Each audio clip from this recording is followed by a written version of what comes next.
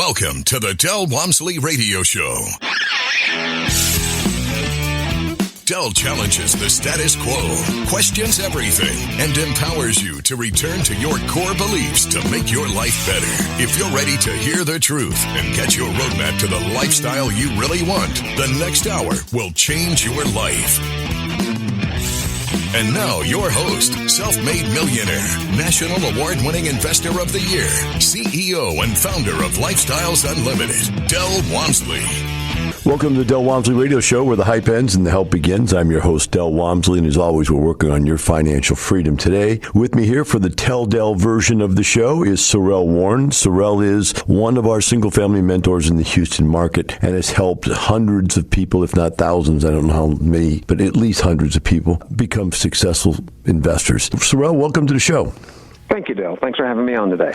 You know, I've had you around for so long. You're so good at helping people and everything. It's really nice to get a chance to highlight your successes.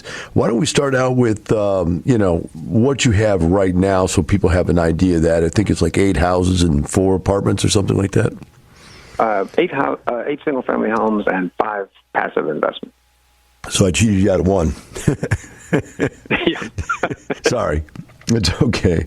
So you've done this over about, 2017 is when you became a mentor, so you've been doing this for 3 or 4 years now. Let's go way back to where you were still in corporate America. You were a vice president of a company. You've been doing that for quite a few years. You're successful.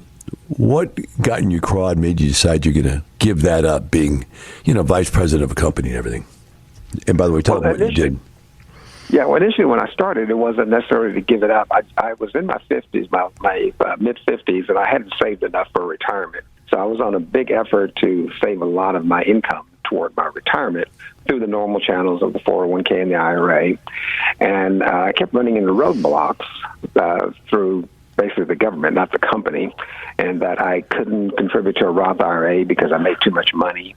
And then I was a highly compensated employee, so my contribution to my 401k was limited to what the company average was. And I was trying to pay the maximum plus the over 50 catch-up, over 55 catch-up, whatever it was. Mm-hmm. But they limited me from doing that. And so then, even though I cut back everything, the following year is when even I cut back from 15% plus the over 50 contribution, and the company average dropped, and so they gave me back a check for $2,300 that I had contributed because I still was over contributing, and so I was just frustrated with that. And about that time, in my mind, this was in 2013 when I joined Lifestyles. And in my mind, everything happened kind of the same day, but I'm sure it was over a period of time. But that's when I first heard the Lifestyles. Another host, it wasn't you, but I first heard the Lifestyles radio program, and I went to the free workshop and understood and liked everything I was hearing. So I joined that night, went to the 2-day training with you, and joined at the challenge level, and that's when I started my investments. And the initial plan was just to supplement my retirement income. It wasn't necessarily entrepreneurial. It wasn't to retire in any period of time. I was in my mid-50s, and at that point, from my job, I was still thinking I was going to work until I was 70, but I just wanted some additional income. It's interesting as I hear your story, listen to it, I get this feeling, and leads me to a question. I want you to think about this. From your discussion, Sorrell, it sounds like you believe the only way you could save for retirement was through some type of a IRA or 401k or some kind of government thing where you didn't pay taxes on the money until you retire.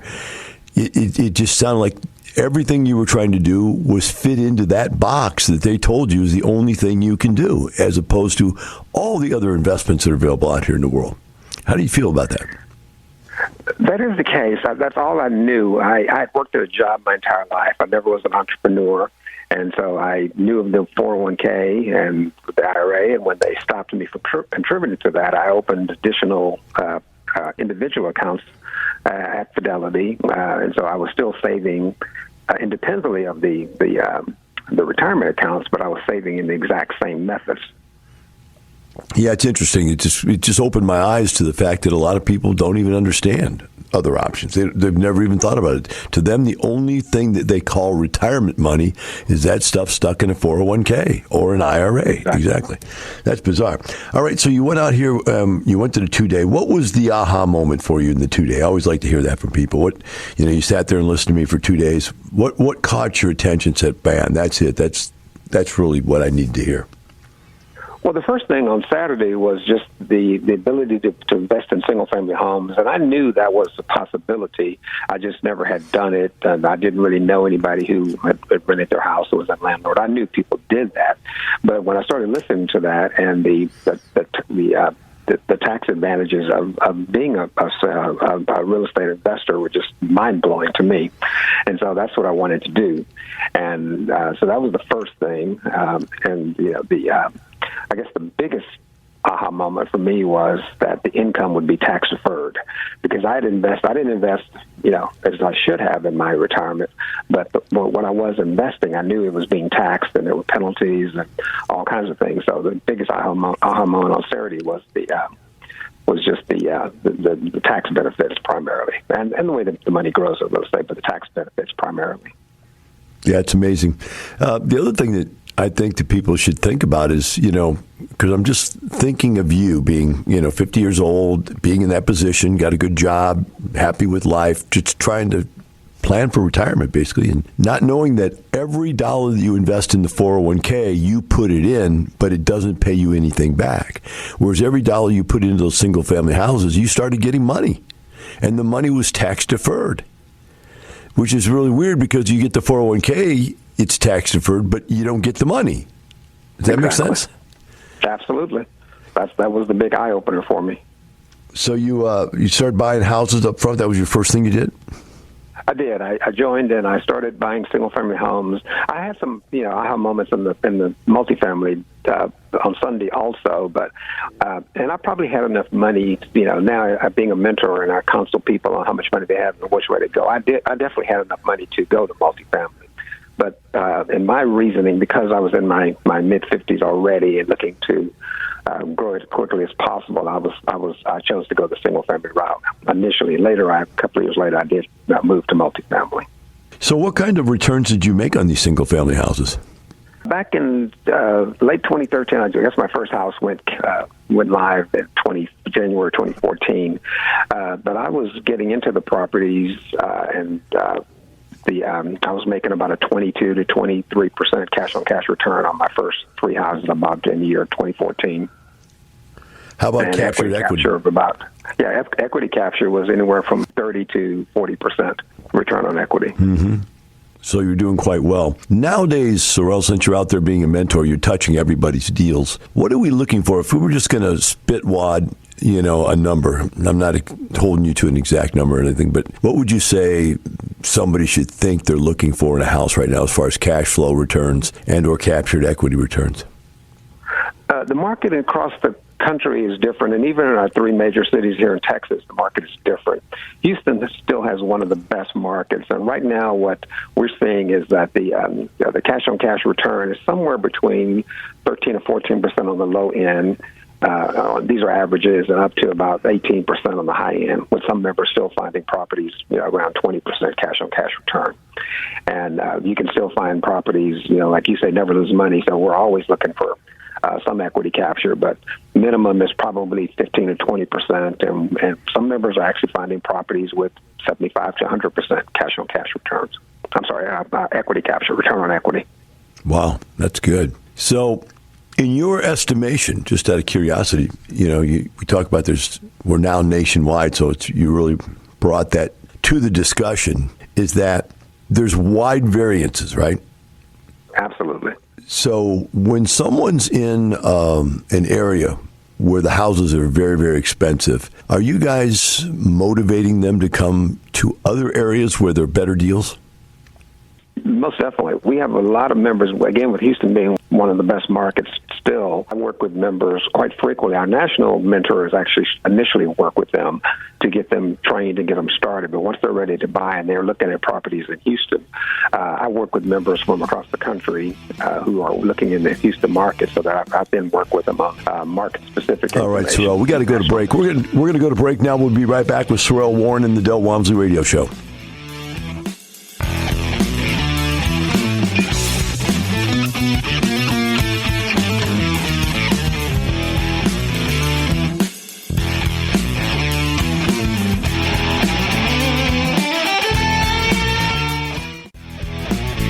Welcome back. Now here's some more unconventional wisdom to set you free from the man on a mission to retire America, one person at a time, Del Walmsley. Welcome back to the Del Walmsley Radio Show. Here with me today on the Tell Del version of the show is Sorrell Warren, one of our single-family mentors out of Houston who owns 8 houses and 5 apartment complexes.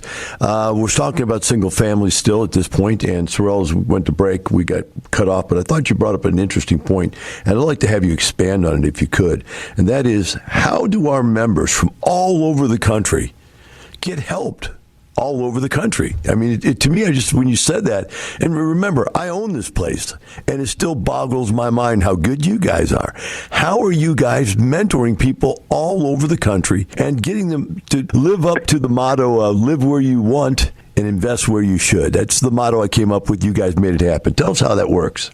Yes, Dale. I first heard you say that a few years ago, and first it starts. We have 2 single family. Well, I guess it starts with we are doing presentations, the 2-day presentation across the country, and those are live and virtual. So that's how people first get into the program, and then when they choose to go the single family route, they initially start with one of the 2 single family mentors who work with people all over the country, and they help them assess their situation, what their goals are.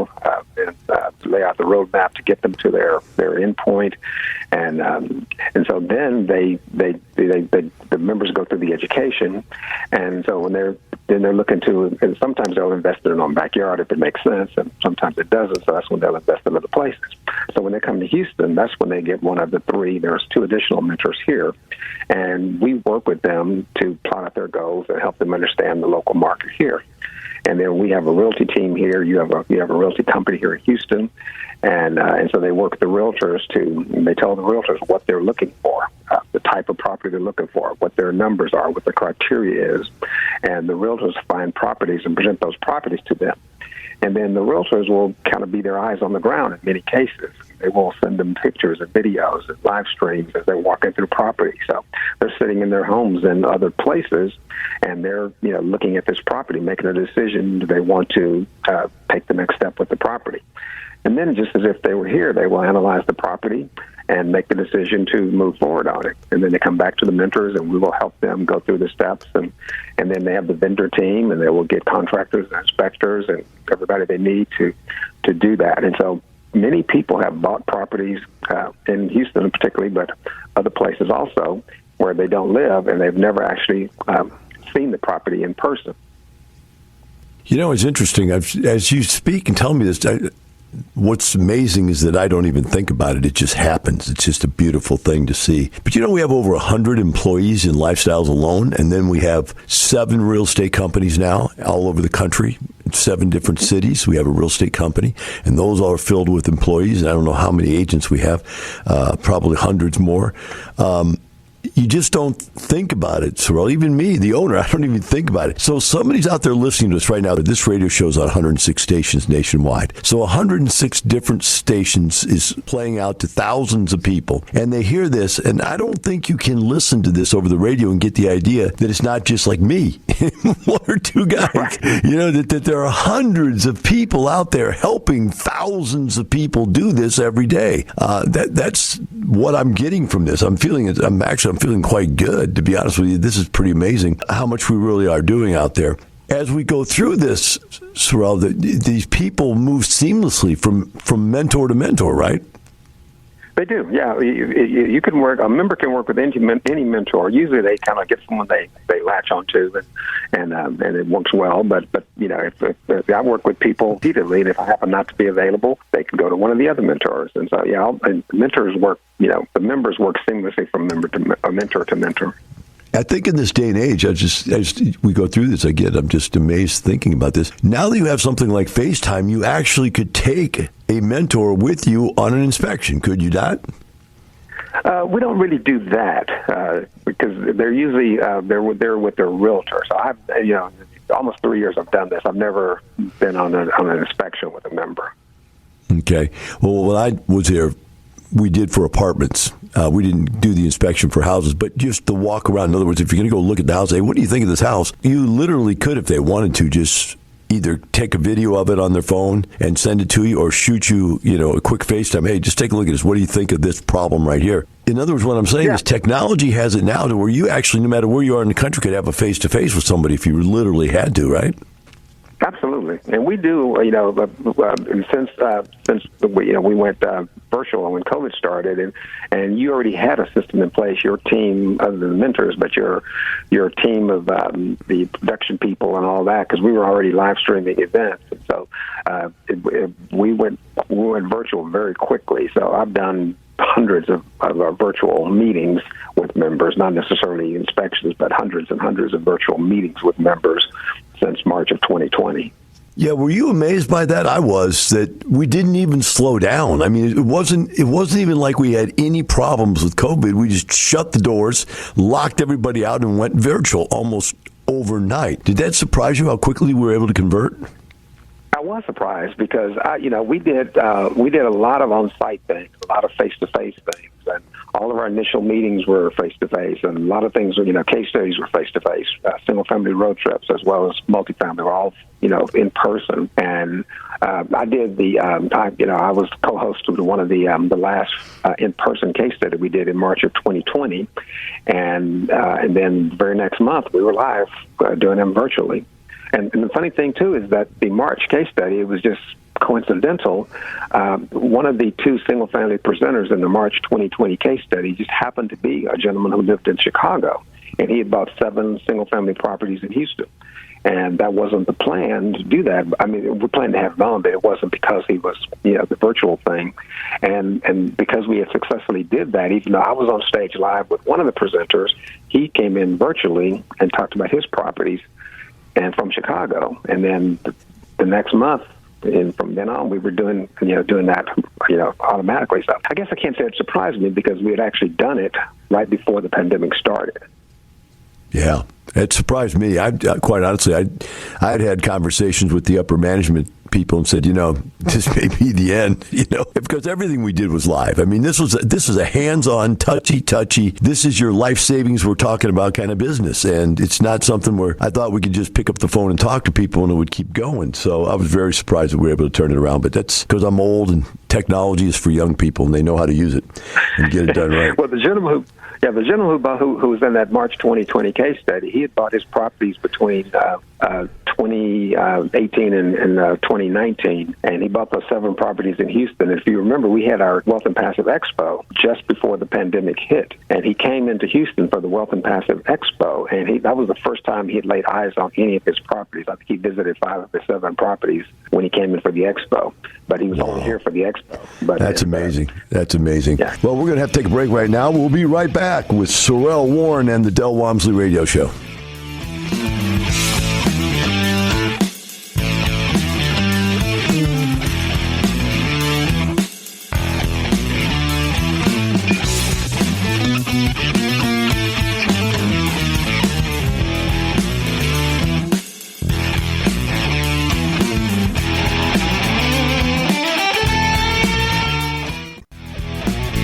Welcome back. Now here's some more unconventional wisdom to set you free from the man on a mission to retire America, one person at a time, Del Walmsley. Welcome back to Del version of the Del Walmsley Radio Show. Man, I'll tell you what. Today the old tongue is twisted all over the place. This is Del Walmsley Radio Show.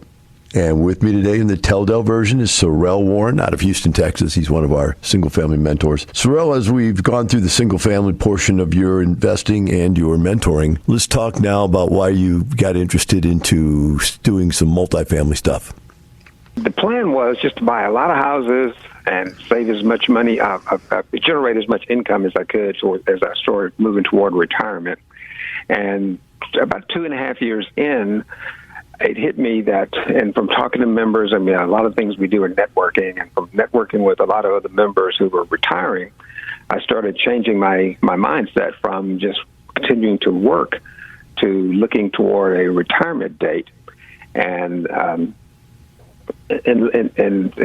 I saw that multifamily was the best way to get me there. And so, and actually, even before that, back when I first started, I guess I need to take one step backwards. When I first started Lifestyles, I was a Dave Ramsey person, and I was pay everything off. I was 1 year into a new house, a 15-year mortgage, and I was planning on paying it off in 6.5 years. And then, like Dave Ramsey, I was going to save money and buy a rent house in cash. And that's kind of the goal, was to own those rent houses in cash and continue working for a lot of years, and then have that income, 12 to 15 years down the road. And so that's when I realized that I could do that a lot quicker. And so had I stayed on the Dave Ramsey plan, I would have still been working at my job. I actually made a spreadsheet, and I would have still been at my job until November of 2019. And then I would have started saving money from the extra money I was paying toward paying off the mortgage and all that. And I would have bought a property, my first single-family house in cash, probably sometime now or, maybe even next year. But doing it the other way, I was able to retire in 3.5 years. So. But the kind of the impetus for changing was just seeing that multifamily was a better use of the money. So another one of these tricky questions as I listen to this. You're an intelligent guy, you're a successful business person, you make money, and you become a Dave Ramsey follower. You're that kind of logical person, and I'm saying you all, everybody out there that fits this mold. You're that logical person that being frugal seems logical. Saving money seems logical. Staying out of debt seems logical. Those are like all of the core things that right after you read the Bible and learned about the 10 Commandments, that you would learn those frugality points in life, right? That's what logical people think. How hard was it for you to give that thought process up and decide to go into debt to get rich? Well, it was very hard for me, and I wasn't always that logical person. I didn't save. I mentioned I didn't save much for retirement when I was younger, and younger meaning not just in my 20s, even in my 30s and into my 40s. I didn't save much money toward retirement. I kind of lived for the moment.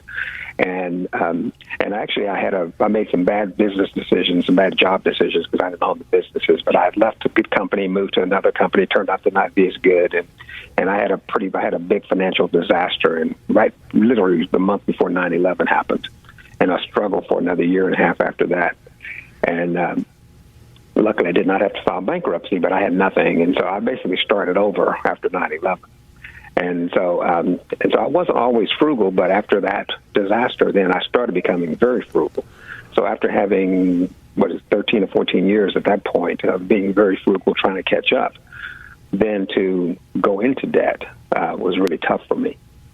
And I actually had to run some numbers to figure out that if I did it, I joked with you one time when we were having either this meeting or even a face-to-face conversation. I joked that I had you on one shoulder and Dave Ramsey on the other shoulder, and I had to make a spreadsheet to determine that your method would get me there quicker. That's funny. I could see that. Your brain had to be fried with him screaming in one ear and me screaming in the other ear. No doubt. But I'd go over there and knock him off. Exactly. So, that makes sort of sense. Now I see it, that you were somebody who actually needed some of the Dave Ramsey thought process to get you back on track. Exactly. Interesting. And yeah. Go ahead. And like you talk about how people are in the valley, and that's when they turn to Dave Ramsey. And I didn't have a lot of debt. I just didn't have I didn't have any retirement. And at the time, when I got Dave Ramsey, I wasn't making a lot of money. I had to turn that around, and so that's the reason I was on Dave Ramsey. But you've made the analysis several times on your shows that the people in the valley, and Dave is there to get them out of the valley, but you're up on the mountain and say, okay, when you get out of the valley, come to Dell, and you can pull them up to the top of the mountain. And that's exactly what happened. Yeah, that's the clearest way I can demonstrate it to people that, and by the way, you call it a valley, I call it a crevasse. You're down in the crevice and you're stuck down there, and Dave's guy's got a rope to pull you out of the valley. If you're broke and terrible credit, bad credit, whatever, Dave's your man. But once you get back up to being a normal person again, you get on flat ground and you want to look up that mountain. I'm up there at the top of the mountain, and I'm throwing ropes down too, so you can get up to the top. That's great. So it took you 3.5 years to retire then, huh? And retirement in our, by the way, if you're a new listener, retirement in our group of people means that you were able to replace your earned income with passive income, so you did not need to work anymore. You completely replaced it. When you hit that point, was it mindful to you that you gave up a job? I mean, how did you rationalize that, just giving up a job at such an early age? I mean, you're not even 60 yet, are you? Oh, no, I'm 60. I'm in mid-60s now because I've been a member since 2013. Oh, okay. And, and I joined out. So I had no problem giving up the job. I was a vice president of a company. I loved my job. I was in the travel business. I traveled all over the world, but I still had a job. I still worked a lot of hours. Even as a VP, I was working a lot of hours and had a lot of responsibilities. And because I'd worked so many hours for most of my life, I was ready to retire. And rather than having 3 weeks of travel, I got to travel pretty much every month. And wow. So I was ready to retire. So what did you do in the travel industry? I'm just curious. I worked at a big online travel company. We booked, the company had, it was a huge company. We had 900 employees here in the Houston area, and we booked, we sold cruises and escorted tours and all-inclusive resorts, primarily river cruises, those kinds of things. And, wow. And, Where have you been my whole life? Where have you been? I was traveling. I've been to all 50 states and 91 countries now. Man. I am envious as can be. I can't travel. And the reason I can't travel is because I'm too type B personality. I go, yeah, we can do it. No, we can't. Yeah, we can go. It'd be great. I don't have any problem with the money. Yeah, but the flight's not going to get there. The boat's going to sink. It's going to, you can't speak the language. I just keep talking myself out of stuff like that. Where should, my wife wants to go to Greece, Italy, I guess that whole general area there, Spain. Where's the best places to go? It's funny you said those two countries. People ask me all the time, what's my favorite destination? And as much as I've traveled, I don't have one. And I've been telling people my 4 favorite places are, and my 2 favorite countries are Greece and Italy. I love all parts of those 2 countries. And then my 2 favorite, I'm a beach guy, I'm a scuba diver, and my 2 favorite beach locations are Bora Bora and the Maldives. Wow. Have you ever met Frank? Frank. Don't know? Okay. Madeline Mozzarella's husband? Oh, yes. Oh, yeah, absolutely, yeah. He was my best man at my wedding. He is an avid scuba diver from goes all over the place. You guys should get together. That. Yeah. He Al loves Gordon, Al Gordon, who follows you, is an avid scuba diver. And just so happened, Al and I are going to go scuba diving in December. No kidding. Where are you going? We're going to Cozumel. Oh, man. Again, I'm envious. See, this isn't right. I should be having all the fun. If I could put any pressure on you, if you were actually an employee, and that's something I need people to understand right now. I say we have over 100 employees. I would guarantee you that 90% of those 100 employees were members that after they retired, they had nothing to do. And I said, well, since you have nothing to do, why don't you come help me help other people? And they just come on. Does this really feel like a job even to you, or is it just really like you're doing something to help people? How do you feel about that? It absolutely does not feel like a job. I mean, like I said, I loved my job. My last job, we got to go to break. Hold that thought. We'll pick it up when we come back, okay? We'll be right back with Sorrell Warren and the Del Walmsley Radio Show.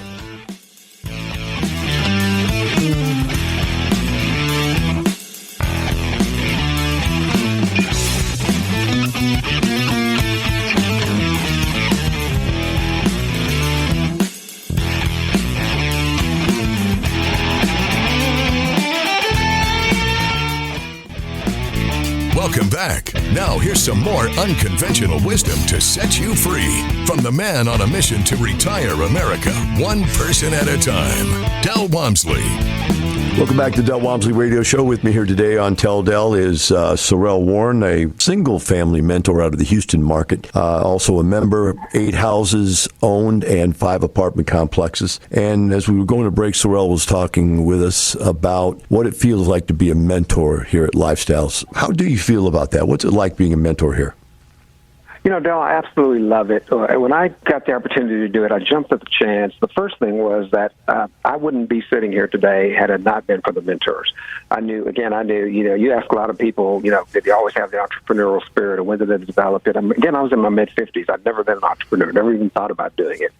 And so, your teaching, the 2-day training is what was the kickoff, of course, but working with the mentors is what enabled me to progress, as quickly as I did. And so when I got the opportunity to do it, I jumped at the chance, and I just absolutely love working with people. And, I was in sales in my entire career pretty much. And I kind of, and I always had kind of the right work ethic, I guess, and the right, I wasn't just, that whole thing, somebody can sell anything to anybody, you can sell ice to Eskimos. That wasn't me. I always had integrity with what I was doing. But after I retired, I looked back at my career and I realized I was always in the business of helping people. And even today, when I got this opportunity, I'm helping members. And, they start off just wide-eyed and scared, and then they progress, and I talk to them less and less as they move through the process. And in my spare time now, I'm working with 2 volunteer organizations where I'm helping people. And so I've always kind of wanted to help people. And this is just the ultimate of doing that. And you asked earlier, do I think of this as a job, or is it like a job? And it's absolutely not. Even though I do have responsibilities and I do things, but it's a joy doing it. And kind of the best example of how I don't consider it a job, really, is that when I'd been with the company about 3 months as a mentor, and we had 2 mentors at the time in Houston area. We have 3 now, but the other mentor left to pursue her lead investor work when she's now very successful at doing that. And so I was the only mentor, and about the time she was leaving, I already had a trip scheduled. I was going to Greece, one of your wife's favorite places, and I was going to Greece, and 9 of my friends, 10 of us had chartered a sailboat to sail through the small Greek islands that the cruise ships don't go to. Phenomenal vacation, and so this was already scheduled. So Lynn said, to transfer all the calls and emails to her. And I told her, I said, Lynn, you're way too busy for that. I was in the travel business. I'm used to working from remote locations, and so I was mentoring on a sailboat in the Greek Isles back in 2019. Oh my gosh! Live calls and emails, from members while I was, on a sailboat in Greece. That's amazing. And that's not a job.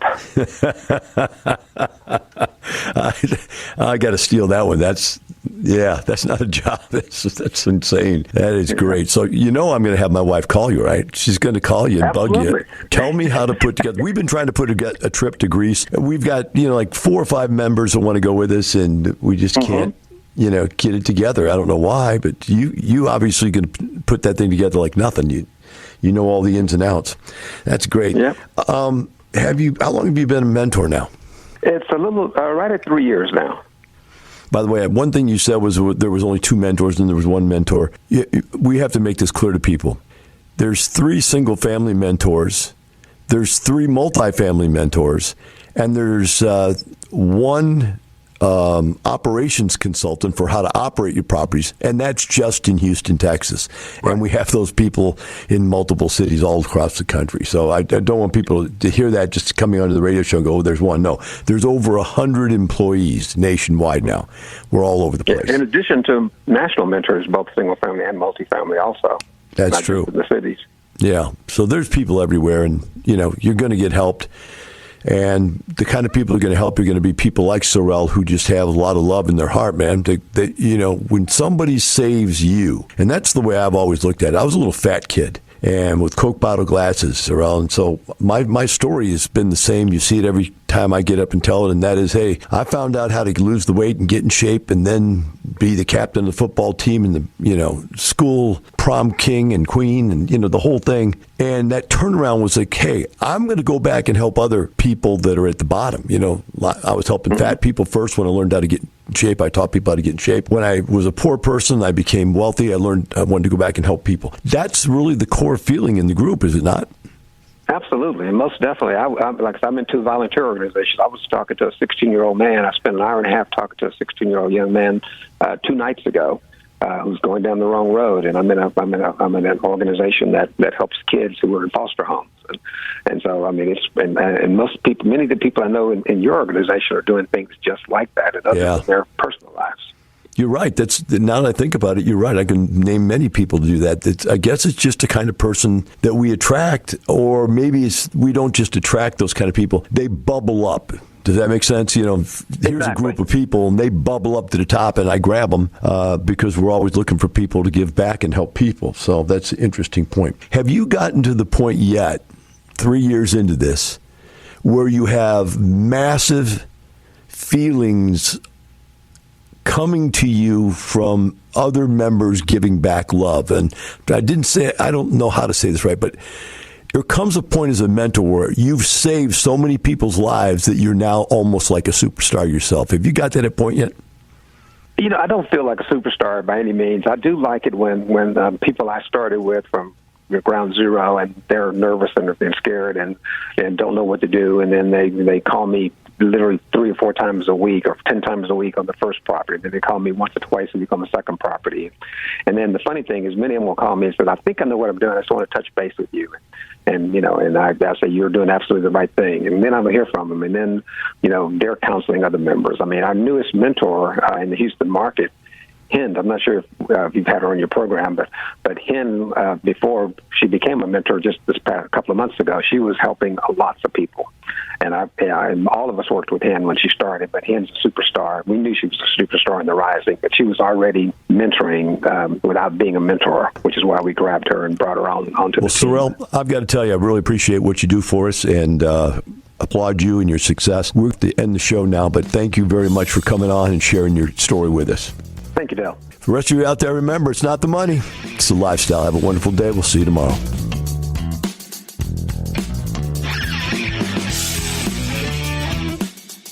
The information and opinions you hear on the Del Walmsley radio show are those of the host, Del Walmsley, his guests, and his callers, and do not necessarily reflect the opinions of this station, its affiliates, its management, or advertisers. The Del Walmsley show is for entertainment purposes only. Please consult a professional regarding your personal investment needs. Nothing presented on the Del Walmsley show constitutes an endorsement, recommendation, offer, or solicitation to buy or sell any product or security.